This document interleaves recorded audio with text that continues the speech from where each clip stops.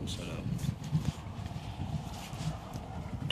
الحمد لله بنعمته تتم الصالحات والصلاة والسلام على حبيبنا وشفيعنا وإمامنا ومعلمنا وقدوتنا محمد نبي الرحمة به أفضل الصلوات وأزكى التسليمات. أعوذ بالله من الشيطان الرجيم. وإذ قال إبراهيم رب اجعل هذا بلدا آمنا وارزق أهله من الثمرات من قال ومن كفر فأمتعه قليلا ثم أضطره إلى عذاب النار وبئس المصير. وإذ يرفع إبراهيم القواعد من البيت وإسماعيل ربنا تقبل منا إنك أنت السميع العليم ربنا واجعلنا مسلمين لك ومن ذريتنا أمة مسلمة لك وأرنا مناسكنا وتب علينا إنك أنت التواب الرحيم ربنا وابعث فيهم رسولا من أنفسهم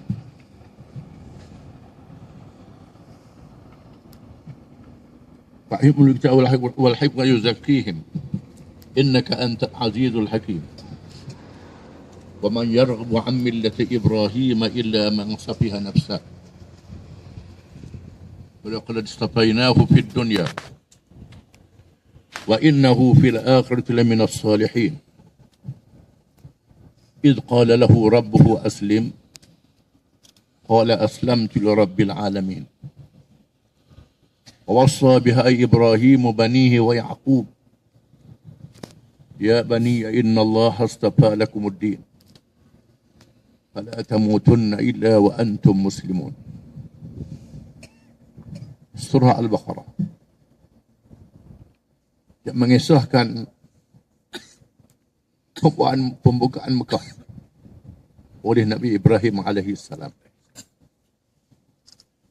Yang maksudnya, dan ingatlah ketika Nabi Ibrahim berkata, ketika berdoa kepada Allah, wahai Tuhan, jadikanlah negeri ini, negeri Mekah, negeri yang aman. Dan berilah kepada zuriatku yang beriman kepada Allah dan hari akhirat rezeki yang melimpah ruah daripada buah-buahan. Yang beriman saja. Maksudnya yang tak beriman jangan bagi rezeki. Tuhan jawab. Adapun yang kufur, aku beri juga. Aku nikmatkan kepada dia sedikit di atas dunia ini. Kemudian aku masukkan dia ke dalam neraka. Dan neraka itu seburuk-buruk tempat. Dan inilah ketika Ibrahim mengangkat batu-batu untuk membina bangunan Kaabah. Bersama dengan puteranya Ismail. Ibrahim berdoa bersama dengan Ismail. Wahai Tuhan, jadikanlah kami dua orang Islam yang patuh, taat kepadamu. Terimalah daripada kami akan amalan kami ini. Dan ajarlah kepada kami cara-cara ibadat di tanah haram ini. Terimalah doa kami, ampunilah dosa kami. Sesungguhnya Engkau Tuhan yang maha menerima doa dan maha menerima taubat. Yang maha penyayang kepada hamba-hambanya. Wahai Tuhan, latih di kalangan zuriat yang aku lahirkan di sini seorang Rasul di kalangan mereka yang mengajar kepada mereka kitab Allah dan hikmah kebijaksanaan dan membersihkan mereka daripada kejahatan syirik. Engkaulah Tuhan yang maha mengetahui Maha perkasa lagi maha bijaksana. Dan sesiapa yang tidak suka kepada ajaran agama yang dibawa oleh Nabi Ibrahim AS, maka dia adalah orang yang membodohkan dirinya sendiri. Ingatlah, kami pilih Ibrahim di dunia ini menjadi Rasul. Dan akhirat, Ibrahim termasuk di kalangan orang-orang yang soleh. Diletakkan di tempat martabat yang tinggi. Sebabnya apabila kami berfirman, kami berkata, wahai Ibrahim, Islam. Ibrahim menjawab, saya Islam kerana Tuhan sekalian alam. Ibrahim memberi wasiat kepada anak-anaknya, termasuk juga Nabi Yaqub, cucu Ibrahim, memberi wasiat kepada anak-anaknya, wahai anak-anakku, sesungguhnya Allah telah memilih kepada kamu satu agama, iaitulah agama Islam. Maka jangan kamu mati malaikat dalam keadaan kamu menjadi orang-orang Islam. Ayat-ayat yang dibaca ini adalah di kalangan ayat-ayat yang banyak di dalam Al-Quranul Karim, menceritakan pembukaan Mekah yang dilakukan oleh Nabi Ibrahim AS dan pembukaan kawasan sekelilingnya, termasuklah Muzdalifah, tempat kita berada, yang disebut dengan Al-Mash'aril Haram, tempat yang menjadi syiar kepada tanah haram, salah satu tempat yang mesti disinggah oleh para jemaah haji di waktu malam di sini, di samping Arafah dan lain-lain. Allah Ta'ala telah memilih Ibrahim AS untuk dilahirkan daripada zuriatnya Rasul akhir zaman, Muhammad sallallahu alaihi wasallam, yang diutuskan oleh Allah sebelum daripada ditamatkan riwayat dunia dengan berlakunya kiamat. Dunia ada ajal, macam manusia ada ajal, pohon kayu ada ajal, malaikat ada ajal, semua makhluk ada ajal masing-masing.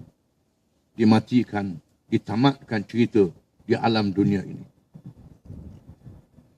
Termasuk dunia ini sendiri, bumi, langit, bintang, cakrawala, bulan dan matahari, ada ajalnya. Kerana Allah akan mengadakan alam baru yang disebut dengan alam akhirat ataupun alam hari kiamat. Sebelum ditamatkan ajal dunia, dijanjikan perlantikan seorang Rasul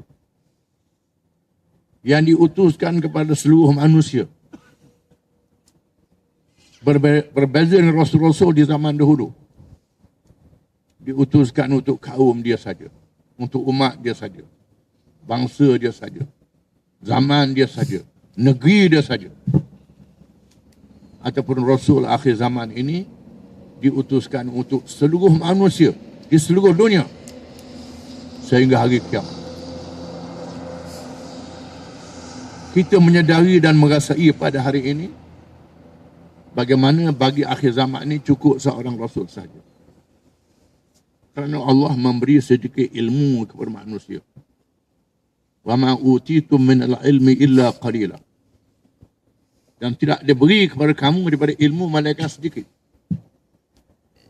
Dengan sedikit ilmu yang Allah beri kepada manusia akhir zaman ini, manusia boleh mencipta, boleh mereka berbagai-bagai alat yang menghubungkan tempat-tempat yang jauh dengan kapal terbang yang laju yang besar, alat-alat perhubungan, telefon, internet dan lain-lain,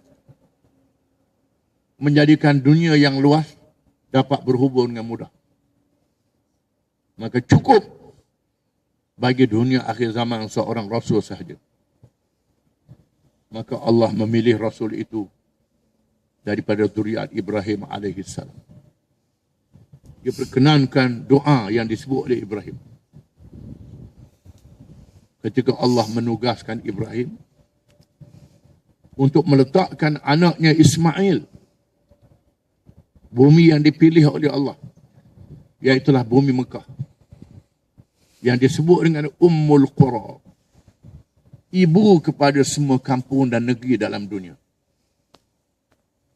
Mengikut kajian saintis, ahli-ahli sains kaji bumi, bahawa batu tanah yang pertama yang paling tua dalam dunia ialah Mekah. Bumi yang pertama dijadikan oleh Allah, Mekah ini, baru dah tumbuh dunia yang luas ini. Bermula dengan Mekah.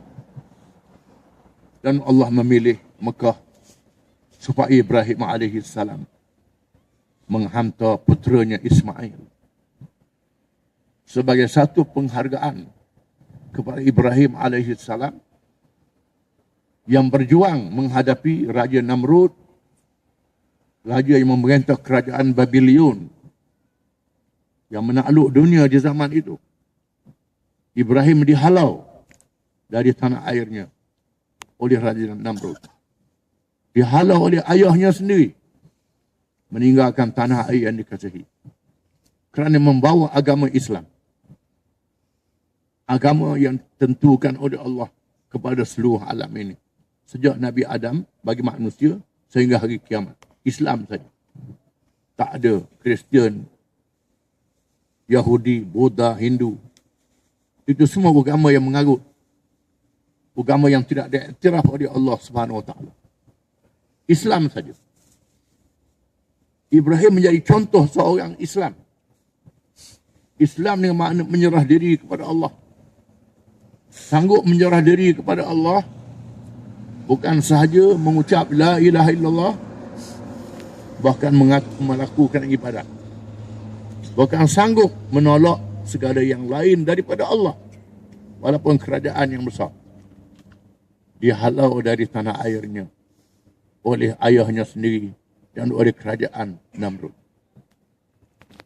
Bagi menghargai jasa Ibrahim AS, Allah pilih Ibrahim supaya menghantar anaknya Ismail di bumi Mekah. Bumi yang disebut Wadin Ghairi Dhi Zar'in. Lembah yang tidak ada tanaman. Mengapa tak ada tanaman? Kerana tak ada air. Binatang pun tak sanggup hidup di sini. Apa lagi manusia. Inilah bumi yang dipilih oleh Allah supaya Ibrahim menghantar anaknya Ismail bersama ibu Ismail Hajar. Kerana perintah Allah Subhanahu Wa Taala, Ibrahim terus hantar anak dia ditemani oleh ibunya, iaitulah Hajar, di bumi Mekah. Secara Islam menyerah diri kepada Allah. Ibrahim tak tanya ada air ke tak, ada api ke tak, ada kemudahan, ada manusia ke. Ibrahim tak tanya. Itu makna Islam. Tak boleh tanya Allah Ta'ala apa yang Allah Ta'ala perintah. Allah Ta'ala jamin kesenangan dunia dan akhirat. Kalau nak mati pun matilah dengan kerajaan Allah. Hidup dengan kerajaan Allah. Di atas semangat Islam inilah Ibrahim menghantar anaknya Ismail ditemani oleh ibu Hajar. Bila Hajar dan Ismail dibawa ke bumi Mekah yang kering ini, Ibrahim tak beritahu nak ditinggalkan di situ. Dengan ada sedikit bekal, air dan sedikit makanan, Ibrahim nak tinggal. Bila Hajar menyadari dia akan ditinggal, Hajar bertanya dengan memeluk betis dan lutut Ibrahim, adakah nak tinggal saya dua beranak di sini? Ibrahim kata ya. Ya. Hajar tanya, Allahu amaraka bihada. Allahu amaraka bihada. Adakah Allah yang suruh? Ibrahim kata, bala, ya, Allah yang suruh. Kata Hajar, Kalau Allah suruh, kita terimalah. Ibrahim menyerah diri kepada Allah. Isterinya Hajar juga menyerah diri kepada Allah. Islam sungguh. Wa idh ibtala Ibrahim rabbuhu bikalimatin fa atammahun. Qala inni ja'iluka lin-nasi imama. Qala wa min dhurriyyati. Qala la yanalu ahdi az-zalimin. Dan ingatlah ketika kami menguji Ibrahim alaihissalam dengan beberapa kalimah yang terkandung di dalamnya firman Allah, perintah Allah. Ibrahim menerima dan menunaikan perintah Allah. Lalu Tuhan berkata, wahai Ibrahim, aku pilihmu jadi imam, jadi pemimpin contoh kepada seluruh manusia. Ibrahim kata, wahai Tuhan, biarlah zuriat keturunan aku juga mendapat kelebihan yang sama. Tuhan kata tak termasuk di kalangan kelebihan itu orang-orang yang zalim. Hanya orang-orang yang ikut perintah Allah sahaja yang aku terima menjadi pilihan aku. Yang tak ikut perintah Allah, walaupun anakmu sendiri, zuriatmu sendiri, aku tak terima Tuhan. Akhirnya Ibrahim meninggalkan Hajar dan Ismail dengan sedikit bekalan. Setelah berundur, naik di Bukit Qubais, tempat istana yang kita lihat, istana tetamu. Di situ Ibrahim berdoa, Rabbi ja'al hadha baladan amina warzuq ahlahu min ath-thamarat man amana minhum billahi wal yawmil akhir. Wahai Tuhan, mintalah Engkau jadikan negeri ini negeri yang aman. Berdoa kepada Allah supaya amankan isteri dan anaknya di sini. Berilah rezeki kepada zuriat aku yang dilahirkan di sini, kepada yang beriman kepada Allah dan hari akhir. Yang tak beriman ikut suka Tuhan lah. Biar mati kering ke. Tuhan kata tidak. Yang kafir aku beri juga untuk kehidupan dunia. Mudah-mudahan dia sedar, dia insaf. Kalau dia mati, masuk neraka dah dia.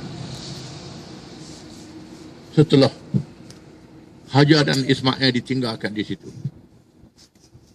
Ibrahim tak ada lagi.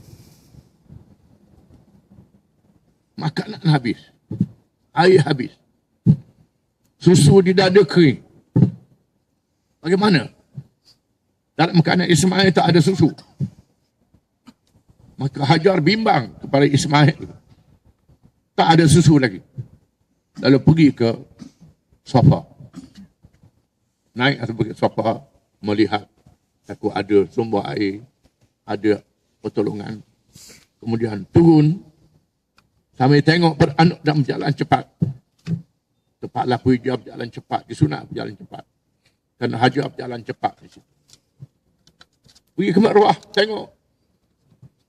3 kali berulang-alik. Maka disunahkan kita bersihir bila mengerjakan umrah, untuk melaksanakan apa yang dibuat oleh Hajar, kerana mencari sumber rezeki untuk puteranya Ismail. Di masa itu turun malaikat Jibril dengan perintah Allah, lalu memukul dengan sayapnya ke bumi. Allah pancarkan air Zamzam, Zamzam, Zamzam. Disebut Zamzam. Hajar melihat macam ada benda, balik tengok ada, nampak malaikat, patut ada air. Lalu dia mengepung air itu dengan tanah. Dia buat batak dengan tanah sekat. Jangan mengalir ke lain. Bila ada air, antara makhluk yang tahu ada air ialah burung. Maka burung yang dapat mengesan air terbang di kawasan itu, berligar di udara. Kebetulan di masa itu, lalu satu kabilah Arab. Kabilah Arab yang berasal dari Yaman, yang ulang-alik sebenarnya Arab, kabilah Jurhum. Kabilah Jurhum. Lalu dihantar, nampak burung terbang. Tempat ini biasanya tak ada air. Mungkin ada sumber air yang baru. Lalu dihantar peninjau, didapati ada seorang perempuan dengan anak yang masih kecil. Dia beritahu kepada anggota rombongan, ada air, mereka pergi dan mereka minta izin dengan Hajar untuk tinggal di situ. Diatur oleh Allah Ta'ala, Hajar ada teman. Diteman oleh kabilah Jurhum, tinggal di situ. Mereka diizinkan untuk ambil air Zam-Zam. Air yang dikeluarkan secara mukjizat kurnia Allah kepada Ibrahim dan putranya Ismail, yang diberi secara luar biasa, yang diberi kelebihan oleh Allah Ta'ala, disebut oleh Nabi SAW, annama Zam-Zama lima syuribalah. Air Zam-Zam itu mengikut apa tujuan kita minum. Disebut dalam hadis. Kalau minum kerana nak sembuh penyakit, sembuh penyakit. Minum kerana hajat, kerana hajat. Annama Zam-Zama lima syuribalah. Sesungguhnya air Zam-Zam itu tujuan apa kita minum. Dan sebab itu, kalau kita nak apa, minum air Zam-Zam dengan niat yang ada dalam hati kita. Disebut dalam hadis Nabi SAW yang mempunyai keberkatan. Ibrahim berulang alik ke situ. Dan setelah anaknya muda membesar, Ismail membesar, boleh berjalan, ikut ayah dia. Allah Ta'ala uji lagi Ibrahim supaya menyembelih anaknya Ismail. Disebut dalam Quran, falamma balagha ma'ahu as-sa'ya qala ya bunayya inni ara fil manami anni adbahu. Maka tatkala anaknya sampai ke peringkat boleh berjalan, ikut ayah, menemani ayah. Masa yang ayah sangat sayang pada anak, anak boleh ikut berjalan, teman bercakap. Tiba-tiba diuji oleh Allah Ta'ala. Ibrahim berkata kepada anak dia Ismail, wahai anak kesayanganku, aku bermimpi menyembelihmu. Aku dapat mimpi menyembelihmu. Ibrahim adalah Rasul. Mimpi seorang Rasul adalah wahyu daripada Allah. Bukan mimpi kita. Kalau mimpi kita mengarut banyak, bohong banyak, khayal banyak. Oleh kerana roh, jiwa Rasul tak boleh ditembusi oleh syaitan. Sentiasa sedar walaupun dalam keadaan tidur. Ini istimewa seseorang Rasul. Mimpinya adalah wahyu daripada Allah. Ibrahim bawa anak dia jauh daripada mak dia, takut mak dia tahu. Wallahu a'lam. Beritahu kepada Ismail, ayah bermimpi menyembelihmu. Apa jawab Ismail? Ya abati fa'al ma tu'mar. Satajiduni insyaallah minas sabirin. Wahai ayah, buatlah apa yang perintah. Apa yang Tuhan perintah, buat. Tuhan suruh sembelih saya, sembelihlah. Itu perintah Tuhan. InsyaAllah engkau akan dapati saya termasuk di kalangan orang-orang yang sabar. Jadi Ibrahim membawa anaknya ke Mina untuk dilakukan upacara korban. Sungguh-sungguh nak korbankan anak. Sungguh-sungguh. Pisau dia sediakan. Tali dia sediakan untuk mengikat taguk gelepok. Sebaik saja Ibrahim menghunus pisau yang tajam untuk menyembelih anaknya Ismail, Allah Ta'ala membatalkan perintah itu. Ini adalah ujian sahaja untuk menguji sejauh mana keimanan Ibrahim AS. Menyerah diri kepada Allah dengan makna Islam. Islam. Lihat bagaimana Islam yang sangat menakjubkan pada diri Ibrahim AS. Ibrahim terus menunaikan perintah Allah. Anak dia Ismail pula terima perintah Allah. Tak kata ayah gila ke? Tak ayah gila suruh sembelih ni. Tak kata begitu. Selepas peristiwa ini maka Allah mengarahkan mereka dua beranak mendirikan Kaabah, Baitullahil Haram, untuk menjadi kiblat kepada Rasul akhir zaman. Kiblat tempat dihadapkan ibadat, sembahyang, bukan tempat menyembah. Bezanya Kaabah ni bukan tempat sembah. Kalau kita rombak Kaabah, ambil batu balik ke Malaysia, tak boleh hadap batu yang Kaabah letak di rumah kita. Kena hadap di sini juga. Menandakan kita tak sembah batu. Kita menyembah Allah, di mana batu Kaabah ialah menjadi tempat menyatukan hala hadap kita kepada Allah. Bukan sembah batu itu. Di sinilah Sayyidina Umar bin Khattab radhiyallahu anhu yang terkena dengan tegas. Bila nak kucuk Hajar al-Aswad, Sayyidina Umar kata, ya Hajar al-Aswad, inni alam annaka hajarun la yadurru wa la yanfa. Wahai Hajar al-Aswad, aku tahu mu ni batu yang tak memberi apa-apa manfaat dan mudarat. Kalau aku tak tengok Rasulullah kucuk istilam, aku tak buat. Sayyidina Umar kata. Menandakan Kaabah adalah syiar rumah Allah untuk menjadi hala tuju bila kita sembahyang menyembah Allah Subhanahu wa taala. Dan Allah suruh Ibrahim menyeru manusia supaya datang mengerjakan haji di sini. Ibrahim berdoa menyeru manusia supaya datang ke sini. Menjadikan hati manusia cenderung untuk datang melihat Kaabah. Menyebabkan penduduk keliling Kaabah makin hari makin ramai. Hajar meninggal dunia setelah sampai ajalnya. Ibrahim masih hidup lagi. Ismail dikahwinkan dengan seorang wanita daripada kabilah Jurhum. Ibrahim datang menziarahi anaknya. Dalam keadaan isterinya tak ada. Ismail kerjanya memburu. Keluar memburu binatang. Buru kijang, apa saja binatang. Ibrahim datang, masa Ismail tak ada. Isteri Ismail ada di rumah. Ibrahim tanya isteri Ismail, dalam keadaan isteri Ismail tak kenal. Siapa orang tua ni? Tanya, mana Ismail? Kata Ismail keluar. Mengapa? Memburu. Macam mana kehidupan di sini? Jawab isteri Ismail, oh susah. Sangat susah kehidupan di sini. Ayah rezekinya susah. Kata Ibrahim, bila suami balik, sampaikan salam aku, beritahu pada suamimu, benda rumah ni kena tukar. Tukar benda rumah. Ibrahim pergi, Ismail balik, isteri dia menceritakan, ada orang tua datang. Dia tanya macam mana, saya jawablah. Kemudian dia pesan, dia kena salam, dia pesan benda rumah ni kena tukar. Kata Ibrahim, kata Ismail, orang tua tu ayah saya. Ayah saya Ibrahim. Tujuan dia suruh tukar benda ni, dia suruh saya cerai awak. Ismail pun cerai isteri dia. Kahwin lain. Kahwin lain.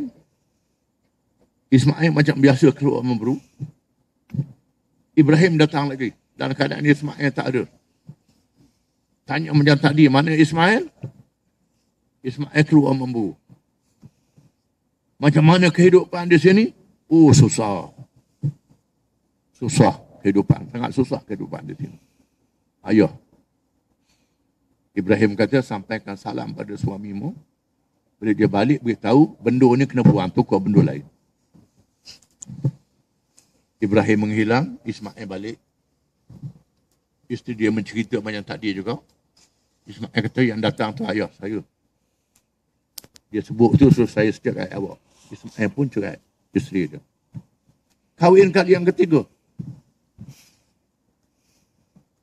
Ibrahim keluar macam biasa. Ismail keluar macam biasa. Ibrahim datang lagi. Masa Ibrahim tak ada. Ismail tak ada. Tanya, mana suami awak? Kata perempuan tu, suami saya keluar. Memburu macam biasalah. Macam mana kehidupan di sini? Alhamdulillah. Ada rezeki. Tak susah tu ambil rezeki. Tu ambil rezeki. Ada rezeki lah. Tuhan beri. Tak apalah. Apa yang ada ni cukup. Ibrahim kata, bila suami awak balik, sampaikan salam. Beritahu kepada suamimu, benda ni jangan buang. Jaga baik benda ni. Ibrahim mau tinggal. Ismail datang. Lalu Ismail menceritakan apa yang berlaku. kata Ismail yang datang tu ayah saya. Dia pesan supaya engkau terus jadi isteri saya sampai bila-bila. Daripada suami isteri ini, dia lahirkan satu kabilah yang dinamakan Quraisy. Quraisy bahasa Arab. Bahasa Melayu maknanya ikan jerung. Apa munasabah? Quraisy dinamakan kabilah Quraisy, ikan jerung. Padahal di Mekah ni mana ada ikan jerung? Mana ada kayu di sini? Hikmat yang dikehendaki oleh Allah Ta'ala. Perkataan Quraisy bermakna jerung. Binatang yang besar, binatang yang berani, hidup di lautan yang luas, yang gagah perkasa. Satu kabilah yang gagah perkasa. Hidup di lautan yang luas. Hidup di padang pasir. Yang susah diatur oleh Allah Ta'ala daripada kabilah yang hebat ini, dilahirkan Muhammad sallallahu alaihi wasallam. Dan Allah menyebut li'ilafi Quraisyin ilafihim rihlat asy-syita'i was-sayf falyabudu rabb hadzal bait alladzi at'amahum min ju' wa amanahum min khauf. Menjadi kelaziman kepada Quraisy, kabilah Quraisy ini akan melakukan perjalanan yang jauh, rihlat asy-syita' di waktu musim sejuk ke negeri Yaman, was-sayf di waktu panas, waktu musim panas ke Syam. Falyabudu rabb hadzal bait. Mereka hendaklah menyembah Tuhan punya rumah Kaabah ini. Alladzi at'amahum min ju' wa amanahum min khauf. Yang memberi makan kepada mereka sehingga mereka tak lapar dan mengamankan mereka daripada serangan musuh. Allah Ta'ala selamatkan mereka sehingga bala tentera Abraha yang datang nak merobohkan Kaabah dibinasakan oleh Allah Ta'ala. Mekah diselamatkan oleh Allah. Negeri yang aman. Allah Ta'ala pelihara di sini. Negeri yang aman. Orang tak berani buat kacau. Abraha, pemerintah Habasyah di negeri Yaman, dia cuba nak cabar Kaabah ini supaya dia buat kulis. Kulis ni adalah bangunan yang lebih cantik pada Kaabah, supaya dipuji oleh orang, supaya orang Arab pergi situ tak pergi ke Kaabah lagi. Nak lawan Kaabah ni. Tiba-tiba orang Arab yang sayang pada Kaabah ni pergi berok kat Quraisy. Pergi berok. Menyebabkan Abraha sangat marah. Datang dengan bala tentera dikepalai oleh gajah yang hebat untuk merobohkan Kaabah. Dia sapa di kawasan ini, dia rampas segala unta dan kambing-kambing kabilah-kabilah yang ada di Mekah, terutama Quraisy. Lalu Abu Talib datang jumpa dengan Abraha. Abraha kata, apa tuntutanmu? Abdul Muttalib. Muttalib ni datuk Nabi. Tuntutan aku supaya ganti unta. Pulang balik unta, kambing yang dirampas pulang balik. Abraha tercengang. Tujuan dia mari nak robohkan Kaabah. Patutnya mempertahankan Kaabah. Ni duduk sayang ke unta. Abdul Muttalib kata, inna lil baitir rahban yahmih. Kaabah itu ada Tuhan yang menjaga dia. Yang menjaga Kaabah bukan kami, Tuhan yang jaga. Bila Abraha nak serang, tentera Abraha dibinasakan oleh Allah. Yang kita tahu semua kisahnya. Pada tahun itu dilahirkan Nabi Muhammad sallallahu alaihi wasallam. Dan Allah Ta'ala jadikan kabilah Quraisy ini, oleh kerana di Mekah tak ada kebun, tak ada tanaman, tak ada kemudahan hidup, menyebabkan mereka mencari rezeki berniaga di luar Mekah. Mereka melakukan dua pelayaran. Perjalanan. Rihlat asy-syita. Mereka musafir ke Yaman. Was-sayf. Mereka musafir ke Syam. Mengikut geografi peta dunia di masa itu, Yaman adalah pelabuhan kepada negeri-negeri bertamadun di sebelah timur, iaitulah Parsi, India, China. Maka dipindahkan segala barang-barang hasil China, hasil-hasil Parsi dan India ke Yaman. Maka orang Quraisy yang duduk di Mekah ni pergi ke Yaman, ambil barang-barang China, Rupanya dulu ada lah barang Cina. Barang-barang India, barang-barang macam-macam. Ambil di Yaman, lepas tu dibawa ke Mekah. Kemudian mereka pergi ke Syam. Syam pelabuhan kepada Eropah, pelabuhan kepada Afrika, pelabuhan kepada Asia Tengah. Maka diambil barang-barang yang dibawa ke Syam daripada Eropah, Asia Tengah ni, dibawa ke Mekah, dibawa ke Yaman, tukar dengan barang-barang Cina, India dan Parsi. Barang Cina, India, Parsi bawa ke Syam, tukar barang-barang Eropah. Mekah menjadi bandar perniagaan. Yang disebut dalam istilah politik ekonomi antarabangsa pada hari ini dengan bandar metropolitan. Bandar yang menghubungkan dunia antarabangsa. Diatur oleh Allah Ta'ala untuk menjadi pusat kepada lahir Nabi akhir zaman Muhammad sallallahu alaihi wasallam. Dengan cara yang menakjubkan. Dan untuk mengajar bahawa yang penting bagi manusia ialah membangun diri manusia dengan iman, dengan amal soleh, dengan akhlak yang mulia. Adapun rezeki boleh dicari di mana-mana. Rezeki boleh cari di mana-mana. Tak bertanam tak apa, berniaga. Tak melombong tak apa, berniaga. Perniagaan menjadi sumber rezeki yang boleh diangkut dari mana sahaja. Asalkan manusia itu baik, beriman, berakhlak mulia, boleh membangun dengan sumber yang datang dari seluruh pelosok. Inilah mukjizat ilmu daripada Al-Quranul Karim yang diatur oleh Allah Subhanahu wa Ta'ala untuk melahirkan manusia yang berilmu dalam arti kata yang sebenar, yang cukup dengan sifat kejadian manusia, yang tak ada pada agama yang lain, tak ada pada ideologi yang lain, yang ada pada Islam saja. Kerana Tuhan jadikan manusia itu ada tubuh, jasad. Manusia itu ada roh. Manusia itu ada akal. Manusia itu hidup keseorangan. Anak beranak dia saja. Dan tak boleh hidup keseorangan. Mesti bermasyarakat.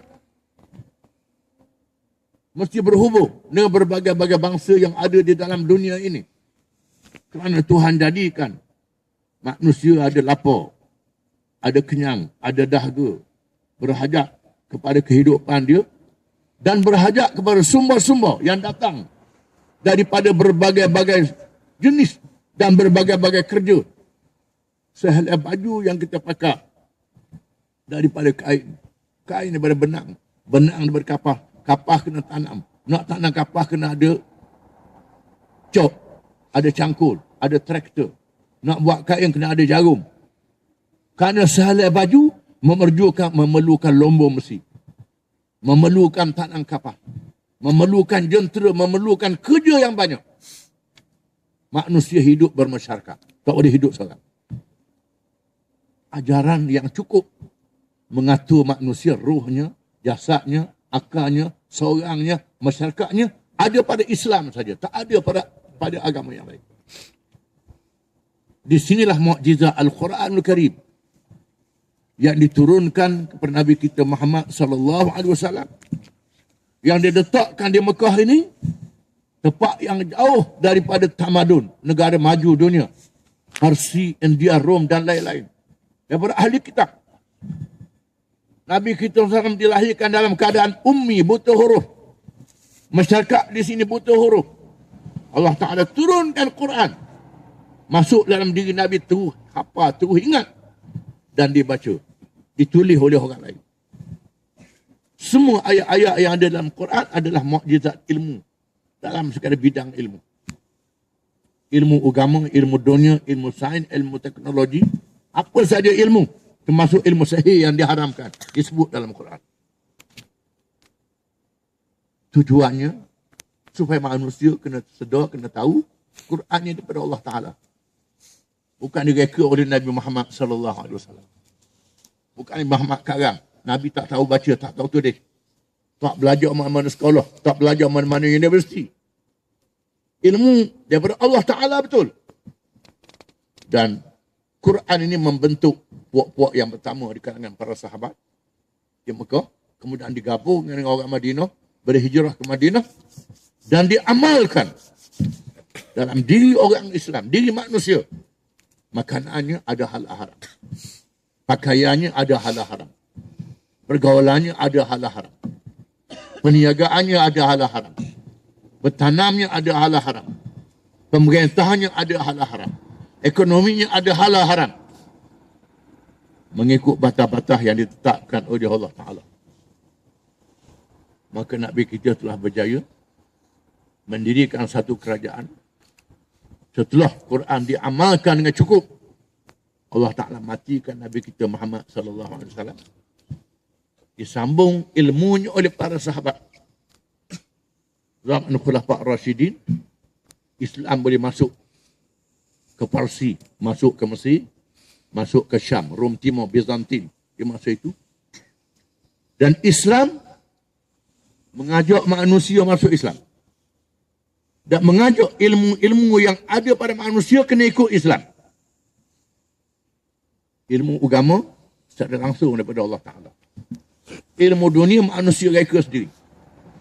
Yang manusia reka sendiri ni pun kena ditunjuk oleh Islam. Kalau tidak jadi karu. Kena ikut Islam. Ilmu sains, teknologi kena ikut Islam.